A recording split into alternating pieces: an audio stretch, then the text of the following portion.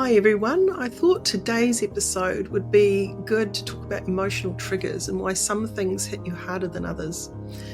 When we're looking at this idea of certain events and words or behaviours evoking strong emotional reactions, even when they seem disproportionate to the situation, we're going to discuss this a little bit about the origins of emotional triggers and maybe their connections to past experiences and how hypnotherapy can really help to neutralise them.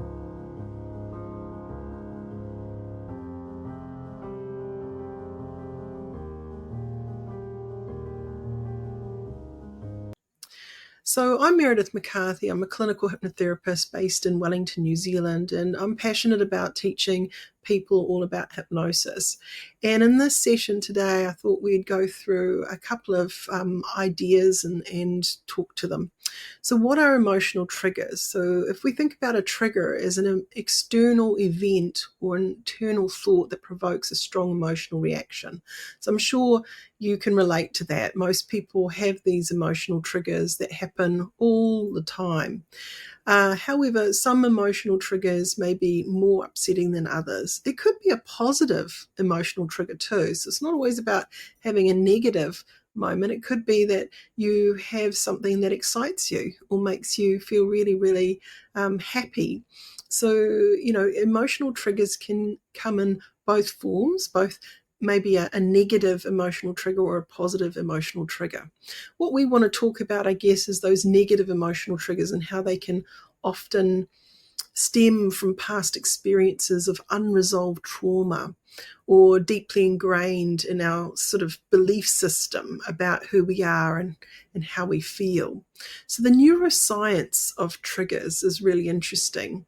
The amygdala, this is a part of our brain that has a great role in emotional processing, and it's looking out for threat. So it's detecting patterns of recognition that may be a match to something that's happened in the past, and it will send a signal into the limbic system to create a stress response.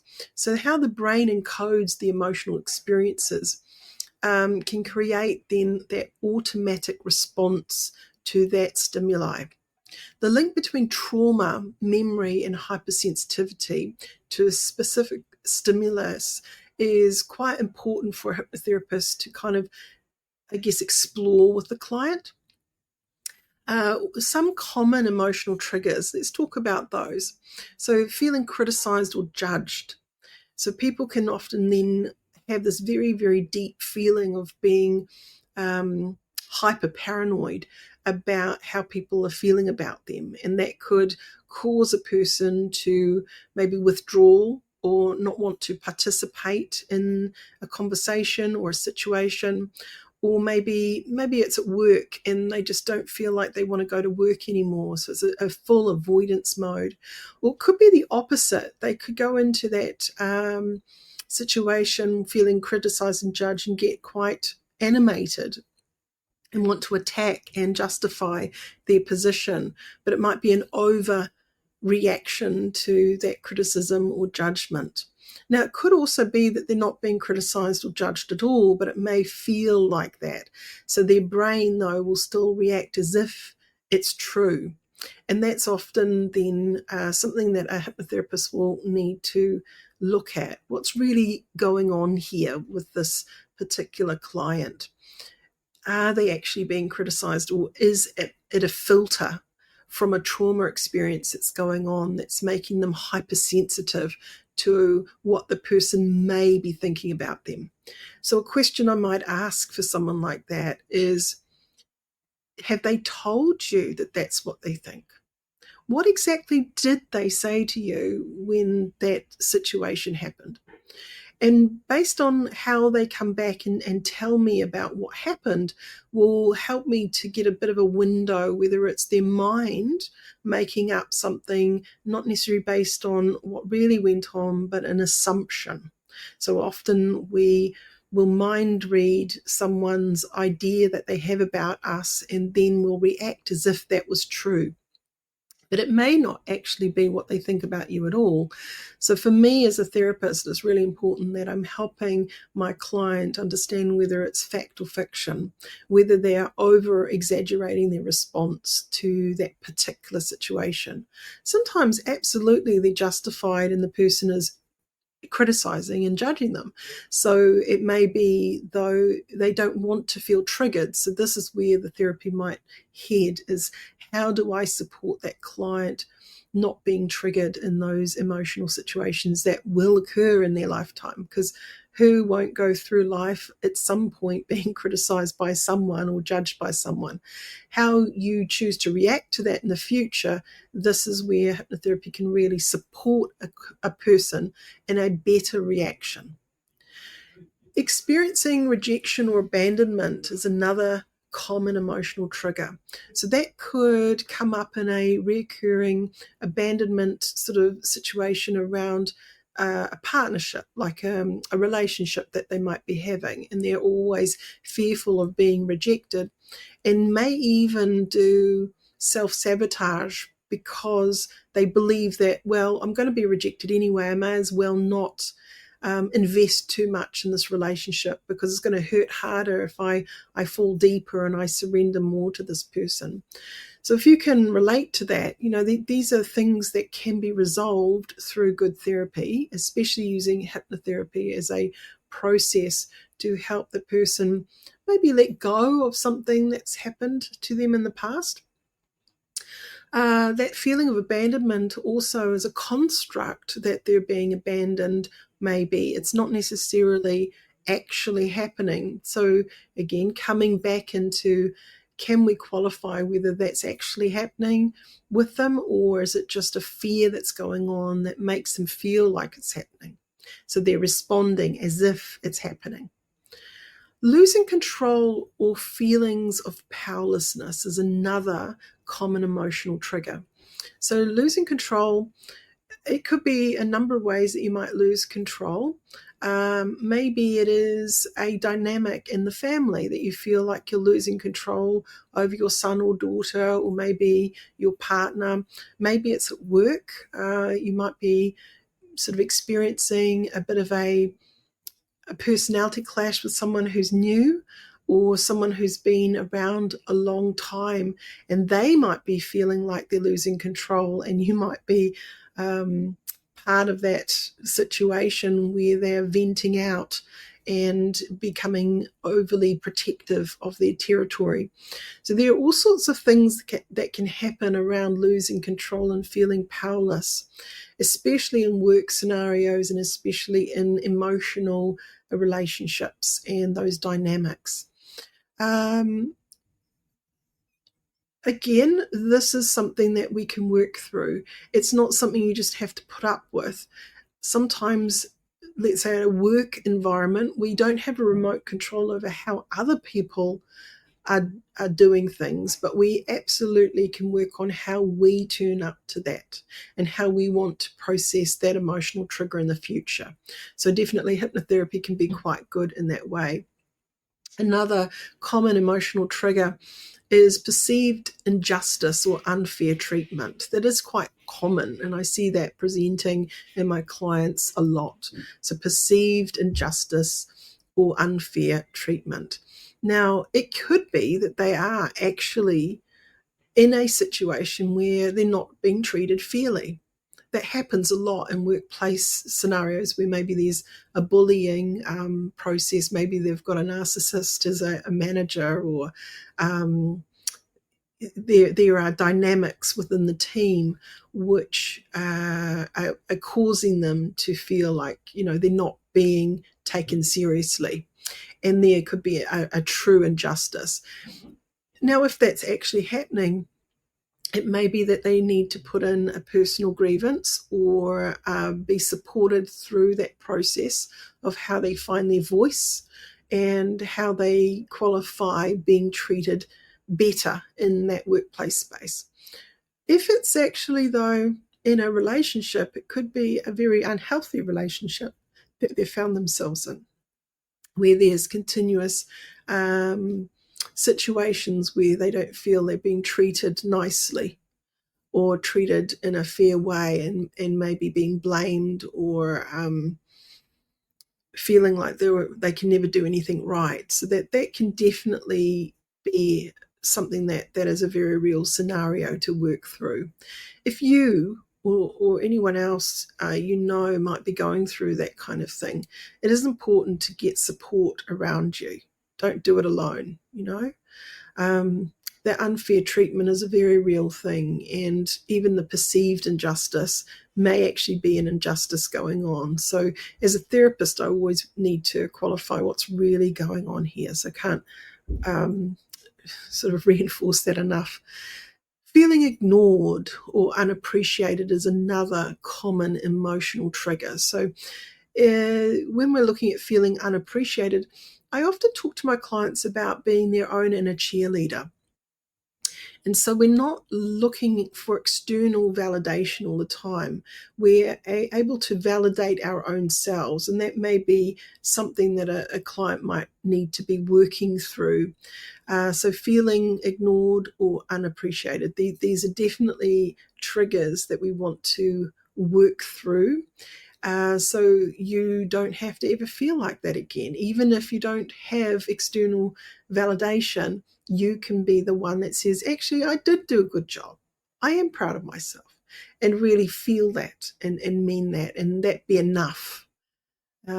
This is a big part of that growth process of working out how to be your own inner best friend. And there are a lot of clients that aren't very friendly to themselves, especially if they have got into that habit of external validation. So they're always asking for approval or needing someone to acknowledge them and appreciate what they've done. Situations that resemble past traumatic events is also another common emotional trigger. And that means what wires together fires together. So quite often you might have a very emotional moment in your journey, and that it would be linked then to a post or past traumatic moment. So you might have post-traumatic stress disorder from it, where if you're in a very similar situation, you might suddenly react as if you're right back there in that old situation again, even though it's not the same. You might have the same very strong emotional reaction to that. So these are just some things that I want to kind of talk about next, is why some triggers are more intense than others. So the impact of early childhood experiences on emotional sensitivities has a big part to play with that. I can remember a little moment where I was a kid, and I was outside the front, and there was a driveway, and I stood on a bee, and no one was around, but I cried and I cried, wanting help, and no one came. We had a big property, and no one could hear my cries for help.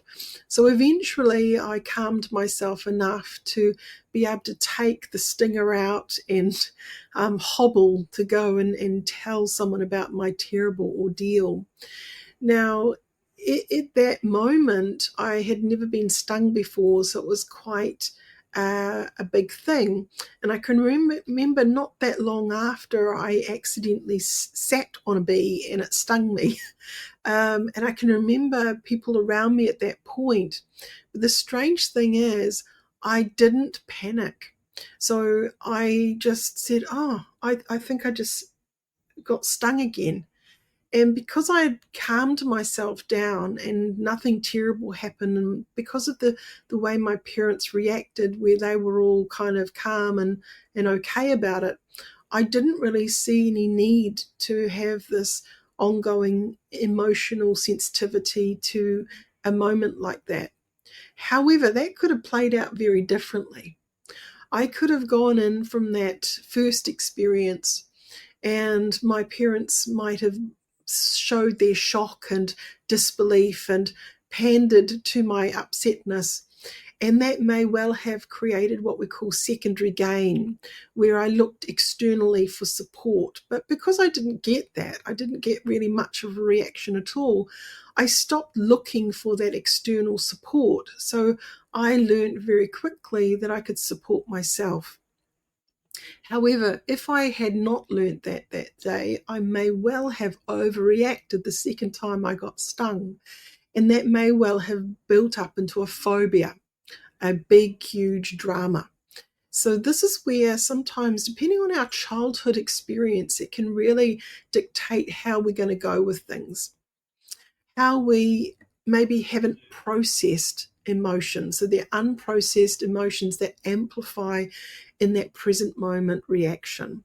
So different people have different journeys. We all have moments in our life where something emotional has occurred. And depending on what happens next will depend on how that will amplify things in the future.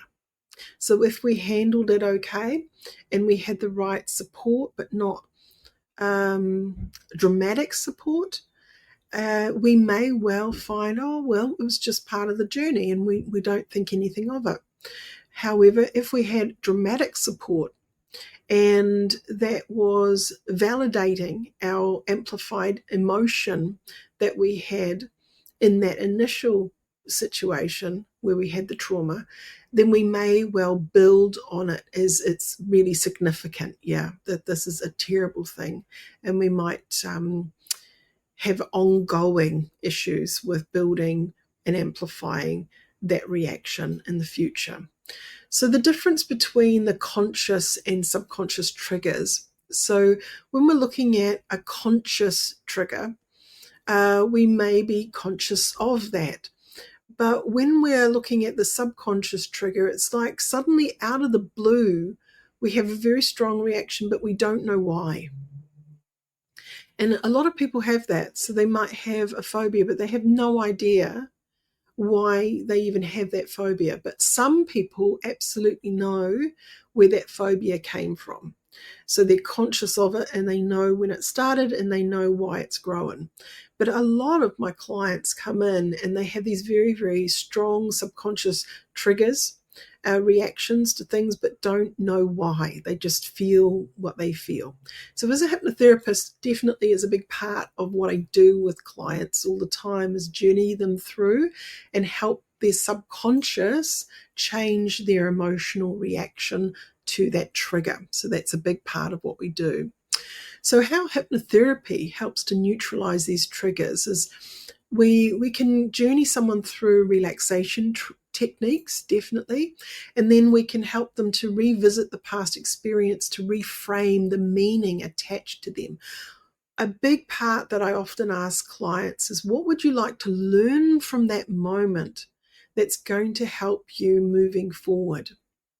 That's going to be a gift for you as you move forward to better and better things. And that is a really powerful question, and it helps that client to really reframe the meaning of that attached moment, that emotional moment for them. The other thing that we do is anchoring and reprogramming responses. So we're using hypnosis to create new neural pathways and creating automatic reactions that are different from the old reaction. So we're helping them through creating anchors. We have a couple of talk times around anchoring. So if you're interested in looking at that, have a look at some of our past episodes, and we talk about what anchoring is and how we do that and set that up. But in short, I might get someone to think about their happy place or a calm moment that they've experienced, and I might get them then to bring it to their mind as if they were there all over again, and then place their thumb and forefinger, take a deep breath and smile to that. And now we've created an anchor. Then I might get them to think about a situation in the future that in the past they would have felt fearful, and instead to trigger that positive response where they want to feel calm and relaxed, they are to put together the anchor and fire off that anchor into that positive experience where they imagine themselves feeling calm and relaxed in that situation that in the past they would have felt fearful or anxious. So that's in short what an anchor is. So just so you know what it is. But if you want to find out more, have a look, because we go right through that and do some demonstrations. Parts therapy. This is a big part of what a hypnotherapist actually does. We do talk to different parts, and it could be that the mind is holding on to the emotional pain, or the heart is holding on to the emotional pain, or the gut is holding on to the emotional pain, or some other part in the body. And giving that part a voice to explain what it is doing, why it's trying to help that person by playing that program. That can be a very, very big shift for that client, to give that part a voice and then allow that part to hear the other voices or the other parts, so that all the parts can work together. So we do that in hypnosis, and it is a profound experience for many when they go through that. I take people often through an exercise called M-braining. That's capital M and then braining. Marvin Oka is an amazing trainer based in Australia, and he did some research and came up with this amazing neurolinguistic programming idea of talking to the three brains, which is the gut brain, the heart brain, and the mind brain. And that is work that I often do as part of the parts therapy that I'll be using or utilizing with my clients. So I will be talking about that a little bit more in another talk time series around M-braining and how I use it in my everyday practice. So keep tuning in if you're interested in finding out more about that. The next one I want to talk about is releasing emotional charge. So guided imagery, somatic processing, breath work to detach from the emotional intensity of the trigger is a big part of what hypnotherapists do as well. Now, when we're looking at practical strategies for managing triggers, awareness and journaling can help to identify patterns and common triggers. So if the client is not sure, maybe that's something that I might task them with, to go away and just start to observe it. And then we can audit and edit whatever it is that's going on for them. Self-hypnosis and visualization, definitely. All hypnosis is ultimately self-hypnosis, if you want to look at it like that, where it's actually their own mind going in and doing a process. You're just a guide as a hypnotherapist, guiding them through that journey, but they're doing all the work on the inside. And that visualization to help to rewrite that trigger response is a big part of assisting people through overcoming their old emotional triggers that no longer serve them. Cognitive reframing is another way that we work with clients, shifting perspective and finding new meanings to it. Like I was saying earlier, we want to look at that idea of, what did you learn from that? How did it grow you? How do you want to look at it in the future as you move forward? These questions are really, really golden. Then we've got mindfulness and grounding techniques. That's a big part of it as well. So staying present instead of reacting impulsively. So mindfulness, a lot of people are using mindfulness these days. It's being in the moment right now. So it could be, I want you to feel your feet on the ground. Feel your body breathing in, releasing. Feel your body sitting. Maybe you might tune into the other senses. So what can you hear right now? What are the sounds? Are there any smells that you can smell? Are there any things that you can notice that are orange or blue or fluffy or soft or shiny or dull? So we can start to look in this moment now using our senses and be present. So that can be really helpful. I often use coming back to your physical body sensation and the breath as a grounding technique.